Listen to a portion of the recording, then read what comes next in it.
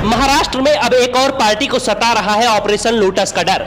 NCP में टूट के बाद अब पवार के करीबी की पार्टी पर बीजेपी की नजर।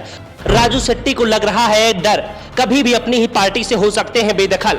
महाराष्ट्र में किसानों की आवाज उठाने के लिए बनाई गई स्वाभिमानी शेतकरी संगठन पार्टी को भी ऑपरेशन लोटस का डर सताने लगा है। संगठन के प्रमुख राजू शेट्टी के खिलाफ उनके ही करीबी रविकांत तुपकर ने मोर्चा खोल दिया है। तुपकर ने पार्टी पर दावा ठोकते हुए कार्यकर्ताओं के साथ शक्ति प्रदर्शन की बात कही है।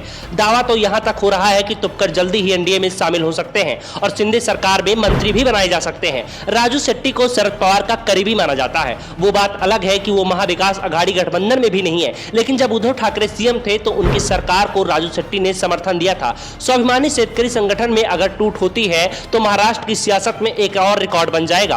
पिछले 13 महीने में तीसरा मौका होगा जब विपक्षी पार्टियों में आंतरिक टूट होगी। इससे पहले शिवसेना और राष्ट्रवादी कांग्रेस पार्टी में टूट हो चुकी है। स्वाभिमानी शेतकरी के भीतर आंतरिक विवाद महीनों से जारी था, जो अगस्त 2023 में लोगों के सामने आया। बुल्डाना के संग्रामपुर में पार्टी की ओर से किसानों के लिए एक रैली का आयोजन किया गया था। इसमें संगठन के मुखिया और पूर्व सांसद राजू शेट्टी भी शामिल हुए थे। रैली में पार्टी की ओर से रविकांत तुपकर को नहीं बुलाया गया। तुपकर महाराष्ट्र के पूर्व दर्जा प्राप्त मंत्री रह चुके हैं और बुल्डाना में उनका गृह जिला है। तुपकर ने इसके बाद से ही शेट्टी के खिलाफ मोर्चा खोल दिया। तुपकर ने कहा कि पार्टी शेट्टी की जागीर नहीं है और लोग हमारे साथ हैं। तुपकर के बगावत के बाद शेट्टी ने डैमेज कंट्रोल की प्रक्रिया शुरू की, लेकिन कामयाब नहीं हो पाए। तुपकर ने पार्टी के किसी भी मीटिंग में जाने से मना कर दिया और कहा कि अब सीधे शक्ति प्रदर्शन कार्यक्रम रखा जाएगा। तुपकर ने पत्रकारों से बात करते हुए कहा कि 5 साल से हम संगठन में कई मुद्दों को उठा रहे थे, लेकिन राजू शेट्टी इसका निदान नहीं कर पाए थे। पार्टी को खुद की संपत्ति समझते थे, लेकिन अब उन्हें हकीकत का पता चल जाएगा। अब राजू शेट्टी को भी यह डर लग रहा है कि तुपकर पर बीजेपी ने अपना हाथ रख दिया है।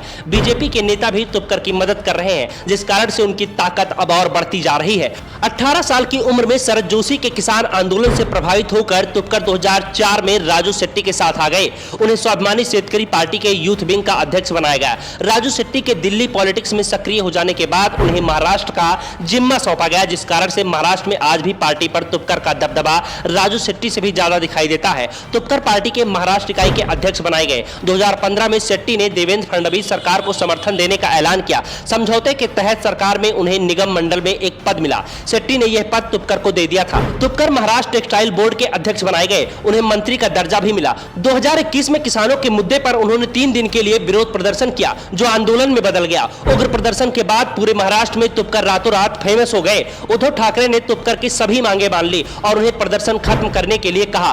तुपकर स्वाभिमानी पक्ष के राष्ट्रीय संगठन में नेता पद पर हैं, जो अध्यक्ष के बाद दूसरा महत्वपूर्ण पद है। तुपकर के बागी तेवर को देखते हुए राजू शेट्टी ने कहा कि पार्टी तोड़ना बीजेपी का आधिकारिक काम हो गया है। बीजेपी अब तक राष्ट्रीय समाज पार्टी, शिव संग्राम पार्टी, शिवसेना, राष्ट्रीय कांग्रेस पार्टी को तोड़ चुकी है और अब वो हमारे दल को तोड़ने की कोशिश कर रही है। शेट्टी ने कहा कि तुपकर के पीछे बीजेपी ही है, इसे ना मानने के पीछे किसी तरह की गुंजाइश नहीं है।